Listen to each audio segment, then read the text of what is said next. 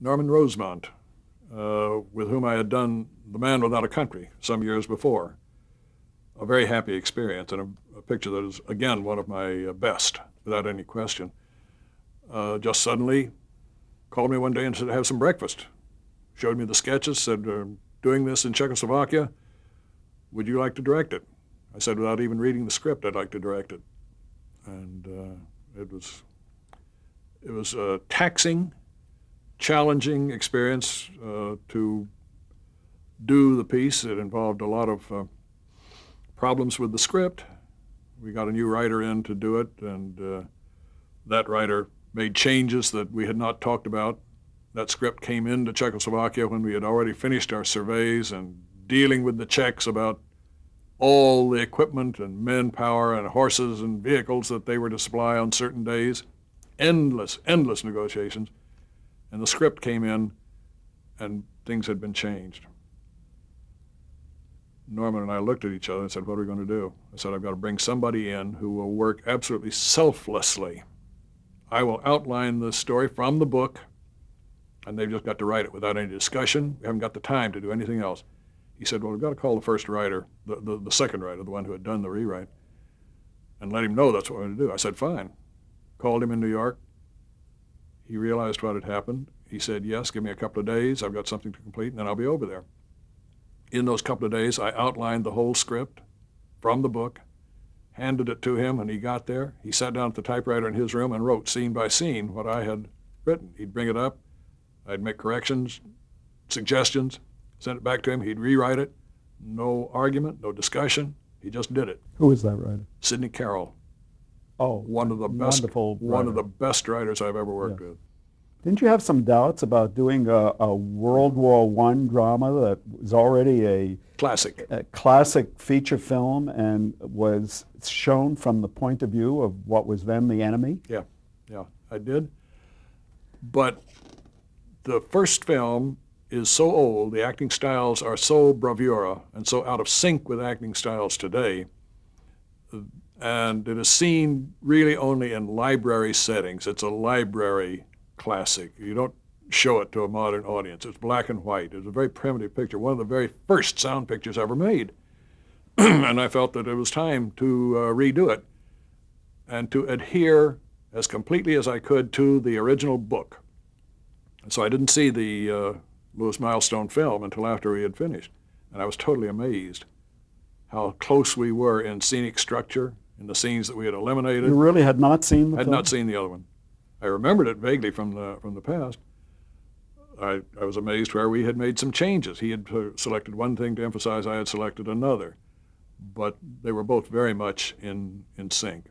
And Lou Ayres, close friend, was the first person to call the night we went on the air. The show was just going off the air, had not really gone off the air when the phone rang, and it was Lou calling to say, what a great show. It was a wonderful show. I'm so proud of you.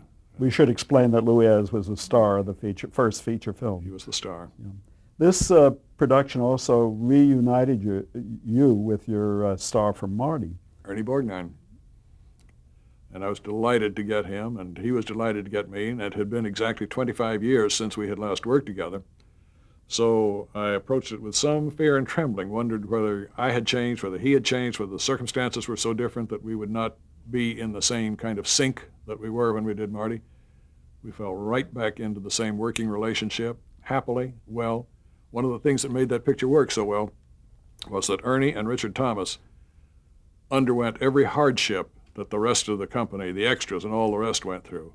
The marching, the drilling, the bayonet practice, the charge across the battlefield and the retreat back across the battlefield. There's old Ernie, older than anybody on the field, slogging along, carrying his rifle, participating in every part of the planning and doing of that picture, and that's what made the morale so good. The kids could not do any less if the old man was going to do that. You did that film in Czechoslovakia, and they were still under a communist regime. Was it very difficult working under those circumstances? Very. The security was very high. We had all kinds of eyes on us. Our radio in our hotel room never got anything, but it made little static sounds that you knew that it was on, and therefore we were transmitting rather than receiving. We had more stories than you can shake a stick at. One quick. I saw one day Richard Thomas and a Czech woman who was playing his nurse out in the courtyard of a very large old monastery where we were shooting the hospital scenes. They were alone. They were sitting together out in the sun while we were preparing a shot, and they were talking. The next day, in the chow line, up comes a man in a very long, black, shiny trench coat and a black hat, looking like your absolute overdressed spy. I had seen him behind the back of the Czech associate producer every time he came out to the location once every other day to check how things were coming, if there's anything we needed to do. Always communicated through a translator. He never spoke a word of English. The tall, thin man was standing behind his shoulder, never said anything. He appeared in the chow line. I was standing right beside Alma Thomas, Richard's wife, and my wife, Ann. And he said in very good English, "Mrs. Thomas, did your husband talk with Madame Fialkova yesterday?" And Alma said, well, yes, they spoke. Did they talk about anything in particular? No. Richard said he told her that he was a poet, that he had done some poetry. She said, did she ask him for anything? And right now my hair is starting to stand up on the back of my neck. And Alma said, well, he said that he had a book of poetry coming out soon, and he'd be glad to send it to her. The man said, we do not think Madame Fialkova would be interested in poetry. And he turned around and walked off. Now, where they heard that, what kind of long range, I don't know. But numerous stories like that. We had planned, my wife and I, to stay behind the Iron Curtain when we finished shooting. Visit Budapest, visit Poland. Never been that part of the world. But boy, when the time came to leave, we could not wait to get out of there. It just felt so entrenched and helpless. Prague obviously was once a beautiful city. Now it was so run down and so shabby and so sad. The sadness came primarily from the hopelessness of the Czech people. They hated the Russians, detested them, wouldn't tolerate their being seen, the soldiers on the streets. You see them occasionally. But there was just a feeling that we could never do anything about it.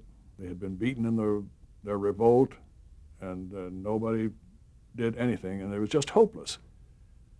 It was so sad. It was just so frustrating.